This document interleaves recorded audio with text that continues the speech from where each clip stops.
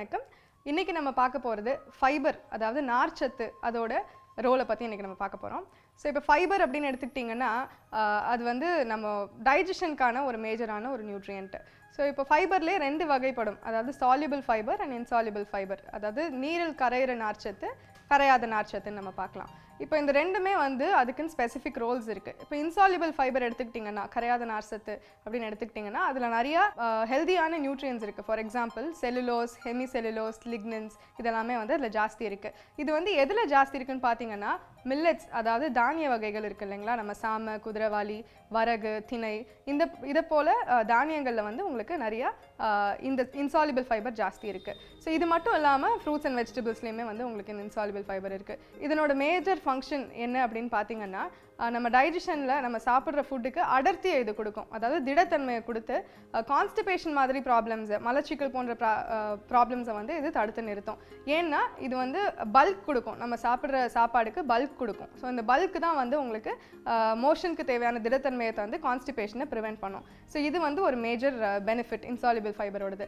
இப்போ soluble fibre அப்படின்னு எடுத்துக்கிட்டிங்கன்னா, நீரில் கரையிற நார்ச்சத்து அப்படின்னு எடுத்துக்கிட்டிங்கன்னா, இது வந்து நிறைய தானியங்களோட இந்த உமி, அவுட்டர் கவரிங்னு சொல்லுவோம் இல்லைங்களா, அதில் இருக்குது. லைக் அரிசி உமி, கோதுமை உமி, ஓட்ஸ் உமி.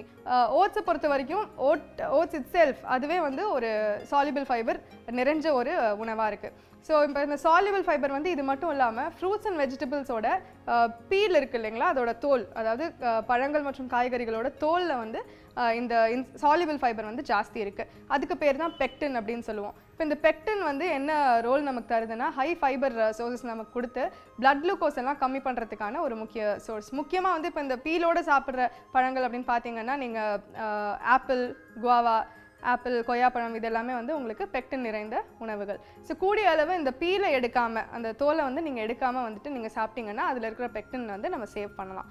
ஸோ இதனுடைய ரோல் என்ன அப்படின்னு பார்த்தீங்கன்னா, பிளட் குளுக்கோஸை கம்மி பண்ணணும்னு சொன்னேன். அது எப்படி கம்மி பண்ணணும்னா, இதுக்கு பேரே வந்து சால்யூபிள் ஃபைபர்னு சொல்ல இல்லைங்களா. ஸோ நம்ம சாப்பிட்றப்போ அந்த உணவு குழாயில் அது ட்ரான்ஸ்ஃபர் ஆகிறப்போ நம்ம பித்த அமிலங்கள்லாம் இருக்குது, பைல் சால்ட்ஸ்ன்னு சொல்லுவோம், பைல் ஆசிட்ஸ் எல்லாம், இது எல்லாத்தையுமே வந்து இது ஸ்பாஞ்ச் மாதிரி, அதாவது இந்த ஃபைபர் ரிச் ஃபுட்டு வந்து ஸ்பாஞ்ச் மாதிரி இது எல்லாத்தையுமே அப்சார்ப் பண்ணிட்டு போகும். ஸோ இந்த பைல் சால்ட்ஸ், பைல் ஆசிட்ஸ் எல்லாம் எப்போ அக்யூமுலேட் ஆகுதோ, எப்போ வந்து ஜாஸ்தி தங்கிடுதோ நம்ம உணவு குழாயில், அப்போ தான் கொலஸ்ட்ரால் மாதிரி கண்டிஷன்ஸ் நமக்கு வருது.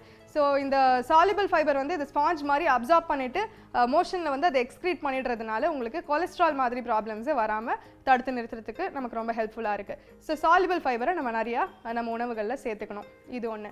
ஸோ இது மட்டும் இல்லாமல் இன்னும் நிறைய ஸ்டடீஸ் வந்து என்ன ப்ரூவ் பண்ணுது அப்படின்னு பார்த்தீங்கன்னா, நிறைய கேன்சருக்கு ஃபைபர் வந்து ஒரு பெரிய இம்பார்ட்டண்ட்டான நியூட்ரியண்ட்டாக இருக்குது. அது எப்படின்னு பார்த்தீங்கன்னா, முக்கியமாக உணவு குழாயில் வர கேன்சர்ஸ், பேங்க்ரியாட்டிக் கேன்சரு, அப்புறமா நம்ம ஈசோஃபேஜியல் கேன்சர், இது எல்லாமே வந்துட்டு உங்களுக்கு ஃபைபர் மூலமாக தடுத்து நிறுத்தலாம். ஏன்னா நான் ஏற்கனவே சொன்னேன், ஸ்பாஞ்ச் மாதிரி அது வந்து பைல் சால்ட்ஸ் அது எல்லாத்தையும் அப்சார்ப் பண்ணிட்டு வருதுன்னு. ஸோ அது மட்டும் இல்லாமல் டாக்ஸிக் சப்ஸ்டன்சஸ், அதாவது நம்ம உடம்புக்கு உகாத மற்ற சப்ஸ்டன்சஸையுமே, கெமிக்கல்ஸு, டாக்ஸின்ஸ், இது எல்லாத்தையுமே வந்து அதை அப்சார்ப் பண்ணிவிட்டு உங்கள் மோஷனில் வந்து அது வெளியேற்றிடுது. ஸோ ஃபைபரில் வந்துட்டு உங்களுக்கு இந்த கார்சினோஜெனிக் சப்ஸ்டன்சஸை கொல்லக்கூடிய தன்மை வந்து உங்களுக்கு ஜாஸ்தி இருக்குது. அதனால தான் இதுக்கு பேரே ஆன்டி கார்சினோஜெனிக் அப்படின்னு சொல்லுவோம். ஸோ இந்த மாதிரி ஃபைபர் ரிச் ஃபுட்ஸை வந்து நீங்கள் டெய்லி உங்கள் டயட்டில் வந்து இன்க்ளூட் பண்ணிக்கணும். ஸோ எவ்வளோ இன்க்ளூட் பண்ணிக்கலாம் அப்படின்னு பார்த்தீங்கன்னா, நம்ம நேஷ்னல் இன்ஸ்டிடியூட் ஆஃப் நியூட்ரிஷன் அப்படின்னு இவங்க தான் வந்து நமக்கு ஒவ்வொரு நியூட்ரியன்ட்டும் எவ்வளோ தேவை அப்படிங்கிற அளவை நமக்கு தராங்க. ஸோ அவங்க என்ன சொல்கிறாங்கன்னு பார்த்தீங்கன்னா, ஃபைபர் வந்து ஒரு நாளைக்கு குறைஞ்சபட்சம் 30 கிராமாவது நம்ம சாப்பிடணும் அப்படின்னு சொல்கிறாங்க. ஆனால் நம்ம சாப்பிட்ற ஃபுட்ஸில் பார்த்தீங்கன்னா ஃபைபர் ஒரு 100 கிராம் சமைச்ச ஃபுட்டில் பார்த்தீங்கன்னா மேக்ஸிமம் ஒரு 10 கிராம் தான் நமக்கு கிடைக்குது. ஸோ அதனால ஃபைபர் வந்து ஒரு 3 வேளையாவது ஃபைபர் ரிச் ஃபுட்ஸை நீங்கள் சாப்பிடணும் கண்டிப்பாக. ஸோ இப்போ ஃபைபர் ரிச் ஃபுட்ஸ் அப்படின்னா எதில் இருக்குன்னு நம்ம பார்த்தோம் இல்லைங்களா ஆல்ரெடி.